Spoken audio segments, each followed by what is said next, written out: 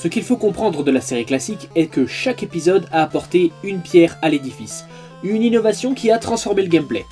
Megaman a posé les fondations, Megaman 2 les a perfectionnées et a donné à la série sa structure standard, Megaman 3 apporte Rush et le slide, Megaman 4 la charge, Megaman 5 beat, Megaman 6 a les armures pour Rush, Megaman 7 a le magasin et Megaman 8 a apporté les cinématiques et une bonne grosse dose de médiocrité. Quant à Megaman & Base, on verra ça une prochaine fois. En retournant aux sources, Megaman 9 a pris le parti de passer outre cette innovation. Mais c'est aussi pour ça qu'il a été apprécié. Il a servi le rôle du maçon compétent venu réparer les fondations délabrées par Megaman 8. Ce que je veux dire par là, c'est que j'attendais Megaman 10 au tournant. J'attendais l'innovation qui allait relancer la série. Alors au lieu de la dévoiler, je vais vous parler de l'histoire du jeu, des fois que vous soyez capable de la déceler vous-même. Un mystérieux virus nommé Roboenza, ou Robogrippe si vous essayez le plus possible d'éviter le franglais, s'abat sur le monde et les robots infectés, d'abord souffrants, finissent par se révolter et détruire le monde.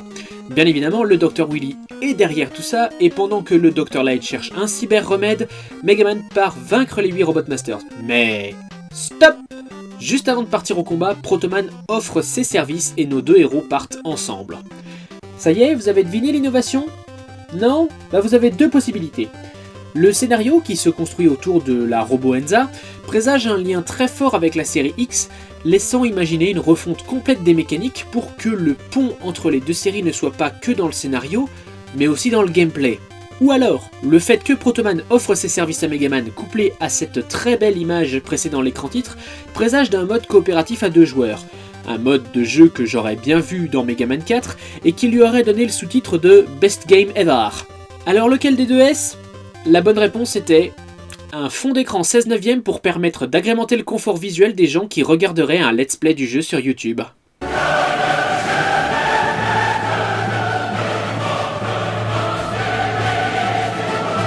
Donc oui, le jeu n'apporte rien à l'édifice de la série, ce qui est vraiment dommage parce que, techniquement, Megaman 10 est tout aussi précis que Megaman 9, et les autres épisodes NES d'ailleurs, ce qui en fait un bon jeu.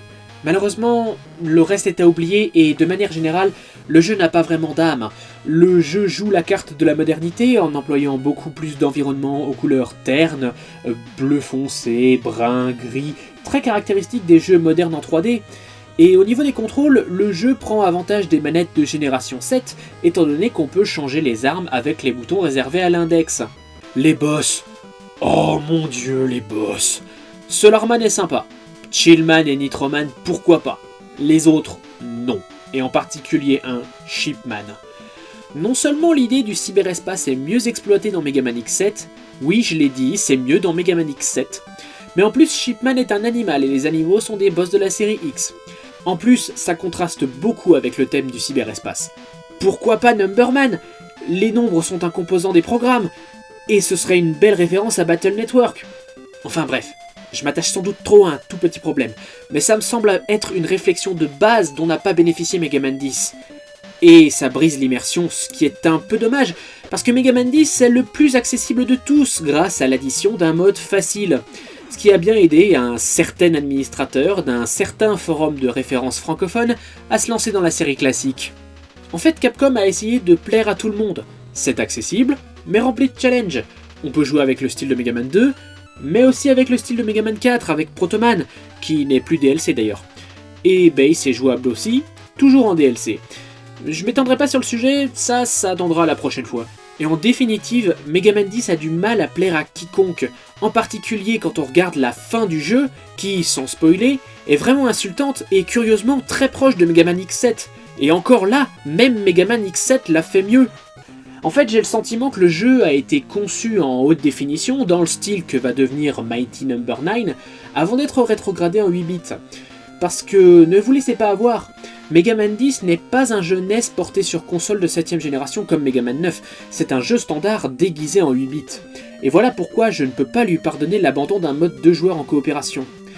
Malgré cela, Megaman 10 n'est pas un mauvais jeu, il est juste fade.